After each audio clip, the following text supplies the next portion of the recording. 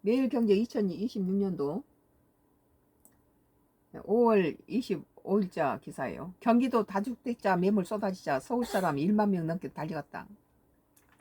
서울 접근 환경 양호 가성비 지역, 고양, 광명, 남양주 등 주택 매수 증가, 서울 전셋값 상승도 영향 끼쳐.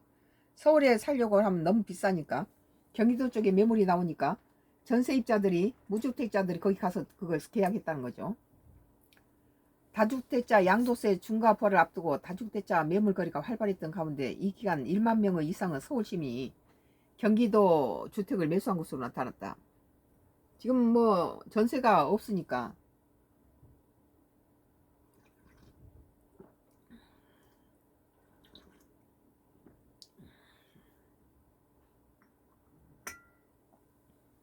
(25일) 법원 등기 정보 광장에 따르면 지난 2월부터 4월 경기도 소재 집합건물 매수자 중 서울에 주소를 둔 이들은 1만 1614명으로 나타났다. 직전 3개월과 비교해 약 8% 증가한 수치다. 지역별로 보면 서울과 가까운 인접지역을 향한 매수세가 두드러졌다. 마포, 은평구와 인접한 고양시, 구로구, 급정구와 맞닿은 광명시, 광진, 중량구, 노원과 인접한 구리시, 남양주 등에서 매수가 활발했다. 서울 근교에 접근성이 좋은데 경기도 쪽으로 했다는 거죠. 남부에서는 안양시 동안구, 용인시 수지구, 용인시 기흥구, 화성시 동탄구 등이 서울 고지자들로 매수 수요가 늘어난 것으로 나타났다. 교통이 편리하니까. 수지, 기흥, 동탄 등의 경우 최근 반도체 호황에 힘입어 집값이 가파르게 오르는 지역이라는 공통점이 있다. 남여구 우리은행 부동산연구원은 이들 지역은 경기도에서 인기 지역이면서도 다주택자 중과 유예를 종료를 앞두고 대부분 매물이 늘어난 곳이라며 매수자들이 집을 구입하는 시점에 정주 환경과 입지를 종합적으로 고려하던 중 마침 다주택자들 급매물이 나타나자 매수에 나선 것으로 보인다고 말했다. 부동산 빅데이터 업체 아실에 따르면 올 2월 초 2829건이었던 용인시 수지구 매매 물건도 양도세 중과 유예 종료가 가까워지면서 3월 21일 4473, 2배나 가까워졌네요. 한편 서울 전셋값 상승세도 경기구로 이주하는 또 다른 요인으로 꽂힌다. 전셋값이 올라가니까 차라리 사버린다는 거죠.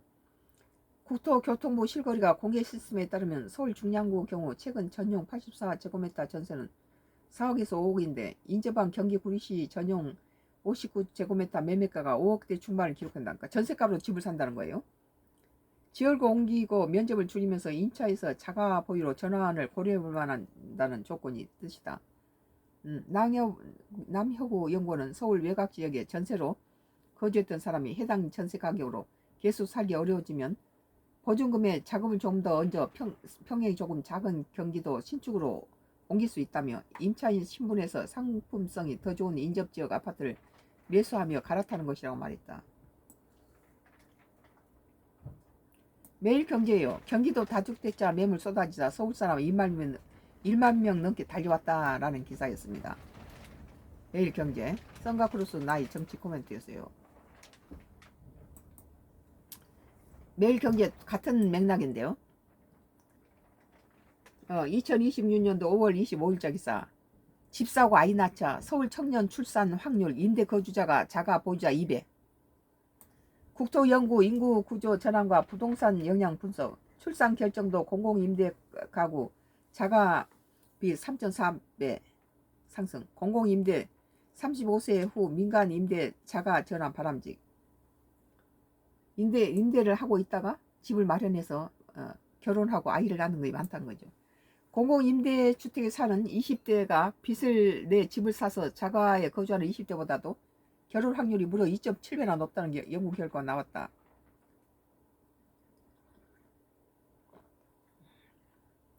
수입 대부분은 자기 자가주택의 대출을 갚는 데 쓰다 보니 결혼이 쉽지 않다는 얘기다. 공공임대는 자가 거주 대비 자녀 출산 확률도 3.4배 높였다. 20대 때는 공공임대에 살다가 어느 정도 재산을 축적한 후에 35세 이후에 민간임대로 이동하거나 자가를 보유하는 정책이 청년층이 주거 안정을 유지하면서 결혼 확률을 높일 수 있는 방안이 될 수 있다는 의견이 나온다. 임대주택에 살다가 집을 사서 나가는 게 좋죠. 이게.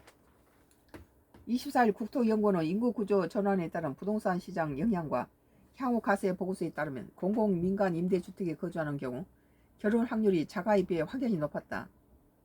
연구진 서울시 주거실태조사 미시 자료를 통해 주거 유형이 결혼과 출산에 미치는 영향을 분석한 결과 30세 이하는 공원 임대 거주 시 결혼 확률이 자가 거주보다 2.7배, 35세 이하는 1.6배, 40세 이하는 1.4배 각각 높았다. 반면에 자가에 거주하면서 결혼 확률이 임차 거주 대비 약 19.2% 감소했다. 결혼까지 걸리는 기간도 공공임대가 짧았다. 자가 거주자는 약 6.1년이 소요되는 데 비해 민간 임대 거주자는 약 4.7%, 공공임대는 약 4.3% 걸렸다. 공공임대 거주자가 자가 거주자보다 약 1.8% 일찍 결혼에 이른 셈이고 아이 낳는 것도 그렇다는 거예요. 공공임대가 민간임대보다 임차료 부담이 덜하고 집을 소유했더라도 대출이 많다면 원리금 사업 부담이 크기 때문에 결혼과 출산에 차이가 나는 것으로 해석된다. 출산에서도 공공임대의 효과가 눈에 띄었다. 공공임대가 가구 1자녀 출산 확률은 자가 가구보다 1.7배 높았고 2자녀를 낳을 확률은 3.4배, 3자녀 이상 낳을 확률도 4.3배 높았다. 반면에 민간임대 가구는 자가와 비교해 1자녀 출산 확률이 0.9배, 2자녀는 0.8%, 3자녀는 0.6%더 자가를 갖고 결혼하면 아이를 더 못 낳는다는 거죠.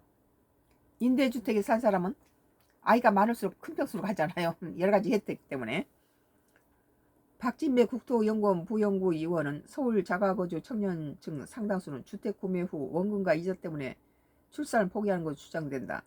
20대 30대 초반 청년이 정책금융을 끼고 집을 사도록 유도하는 것보다 공공임대를 주거 사다로 활용하면서 자산 형성에 집중해 30대 후반 이후 자가 마련으로 넘어가도록 돕는 게 바람직하다고 말했다. 그렇죠. 내가 늘 하는 소리가 그거죠. 그래서 갭투자도 그래서 필요하다는 거예요. 매일경제는 집 사고 아이 낳자 서울 청년 출산 확률 임대거주자가 자가 보유자 2배. 집을 갖고 그 전세 대출 이런 거 이자 내느라고 결혼 못하고 애를 못 낳는 것에 비해서 임대거주자가 그 적게 국가에서 내는 임대 그는 저렴하잖아요. 그걸 내면서 집을 사는 확률이 더 높고 애를 더 많이 낳는다는 거예요.